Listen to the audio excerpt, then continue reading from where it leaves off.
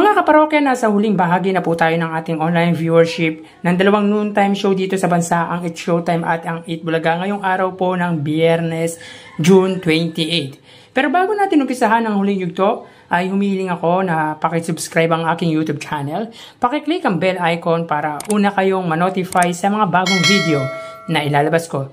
At pakidamay nyo na din na i-follow ang aking Facebook page na Mega TV at TikTok account na Kaparokya TV. Maraming salamat! So, quick recap tayo sa lumabas na online viewership sa unang yugto at ikalawang yugto. Ang Eat Bulaga po ay nakakuha ng 93,000 viewers, samantalang ang It's Showtime naman po ay 120,000 viewers.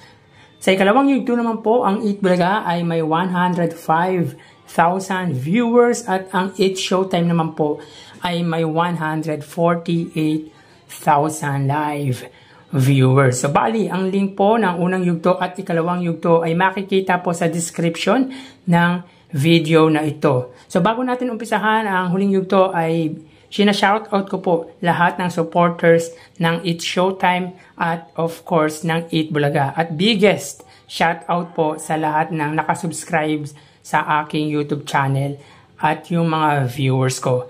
Mga kaparokya, lahat po kayo ay na-appreciate ko. Mapa-negative man po ang comments ninyo.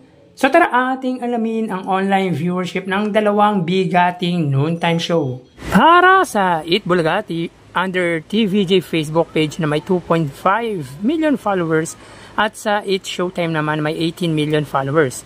So as of 2:16 PM ay kita po natin dito na ang It's Showtime po ay may kasalukuyang segment na tawag ng tanghalan. Samantalang ang Eat Bulaga naman po, sila po ay may segment na pera fee.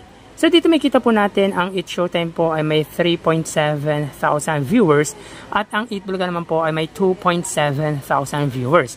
So ulitin po natin, as of 2:17 PM ang It's Showtime ay may 3.7 thousand viewers at ang Eat Bulaga naman po ay may 2.7 thousand live viewers. So mapunta naman po tayo sa TV Network YouTube channel at unahin po natin ang It's Showtime. Under po yan sa GMA Network na may kasalukuyang subscribers na 35.6 million subscribers. Samantalang sa Eat Bulaga naman po under TV5 Philippines na may 1.86 million subscribers.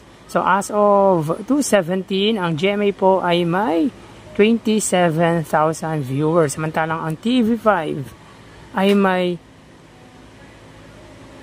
35,000 live viewers. So, ulitin po natin, as of 2:18, ang It's Showtime under GMA po ay may 27,000 viewers at ang TV5 naman po ay may 35,000 live viewers. So, mapunta naman po tayo sa main YouTube channel ng dalawang noontime show para po sa It's Showtime under ABS-CBN It's Showtime na may 2.28 million subscribers at sa Eat Bulaga naman po under Eat Bulaga TVJ YouTube channel na may 1.03 million subscribers. So as of 2:18, ang It's Showtime po ay may 54,000 viewers.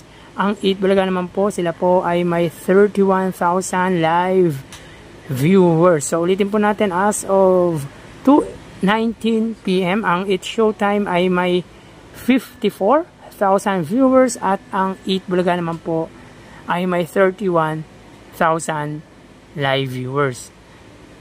So bali, ang total na nakuha ng dalawang noontime show pagdating sa kanilang huling yugto ay, mga kaparokya, bago natin ibigay ang total live viewership ng dalawang noontime show, ay humiling ako na pakisubscribe ang aking YouTube channel. Pakiclick ang bell icon para una kayong manotify sa mga bagong video na ilalabas ko. At pakidamay nyo na din na i-follow ang aking Facebook page na Mega TV at ang aking TikTok account na Kaparokya TV. Maraming salamat po mga kaparokya. So bali, ang total na nakuha ng Eat Bulaga pagdating sa kanilang huling yugto ng online viewership ay 68,000 viewers. Samantalang ang It's Showtime naman po ay 84,000 live viewers. So again, ang Eat Bulaga ay may 68,000 viewers at ang It's Showtime naman po ay may 84,000 live viewers.